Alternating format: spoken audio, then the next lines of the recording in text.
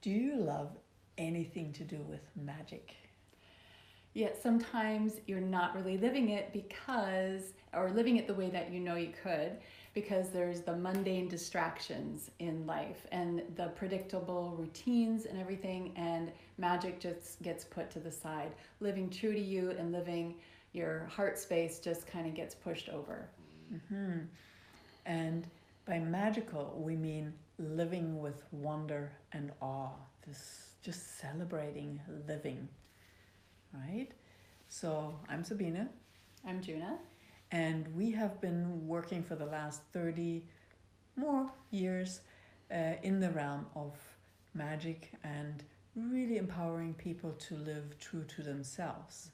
And today we would like to talk about the number one dynamic that prevents people from shifting from the mundane into the magical. But first, we wanted just to reiterate some of the issues that come up for people that we've worked with, and we kind of siphoned them down into 3 different issues. And when people are wanting to create their magic, one thing that gets in the way is the feeling of, you've got all this great idea and energy and enthusiasm, but you feel alone. And then when you want to talk about what you know, people can't hear what you have to say. So it's a lonely existence.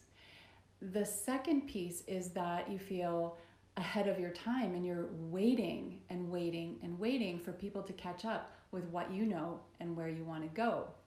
It can be a fun place of knowing that, and what's important is to learn how to tend your fire. The third issue is that we call it infobesity. There's just so much information out there. You go to the web and, oh my gosh, I could create this. And by breakfast, you have like 20 things on your to-do list of everything you want to create. So there's so much information out there and within. You've taken all the courses and everything.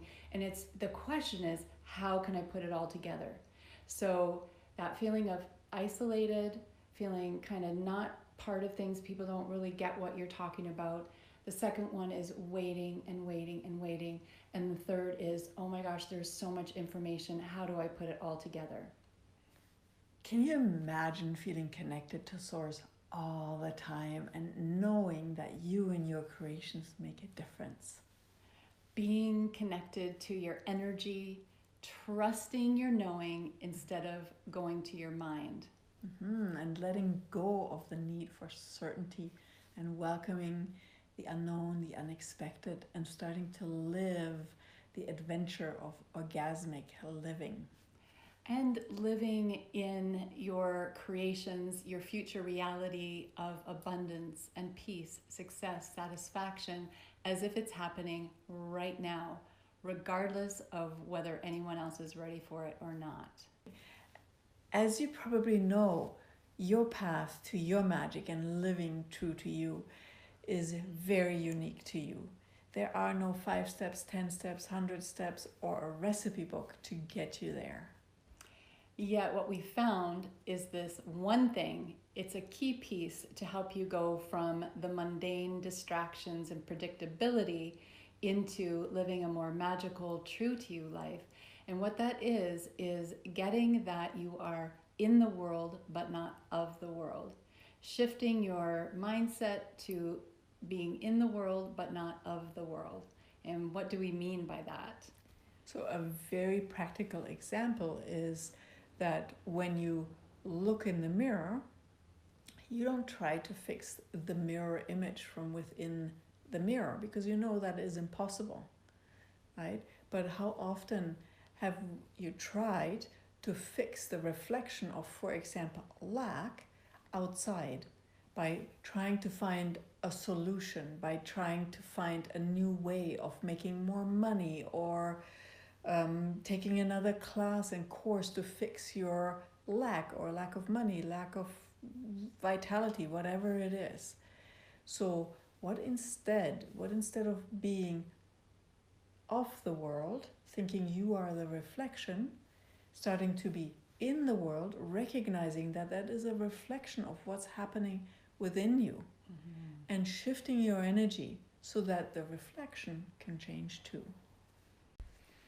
So another way to put it is that you're not of this world. You're not of the very fabric of this world, which is like a culmination of the collective unconscious soup that we all swim in and we believe is real. And you are in the world, and if you're in the world, that means you can pop in and you can go out. You can come in and flit in and out, and you have that choice. You have that movability. You are not of the world in terms of having to be a part of everything that's going on, like we often believe. So when you can access that space of being in the world, yet not of the world, this is a key to opening up to your magic and being true to you. So as we said, your path to your magic is unique to you. And that's why we have created an apprenticeship for you, where we work with you individually, where we have your back, as well as providing you a group setting in which we can train you in some information and tools and techniques that can help you along the path. So it is a combination of the best of both worlds, working individually and working in a group together. And the path that Savina keeps talking about is really, it's unique to you. What is it that you desire to create, experience, have, do, be, right? So some of us are interested in creating, some of us are interested in just experiencing something new.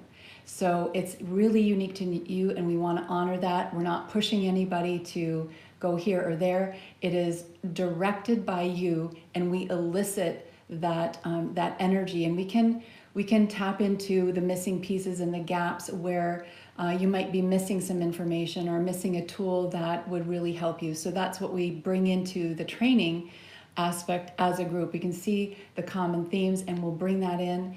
And then we'll give you that time and space to work over a 3-month period. And this is really where you bring in your focus, your attention, your energy. So what is it that you truly desire? What is it that you want to create?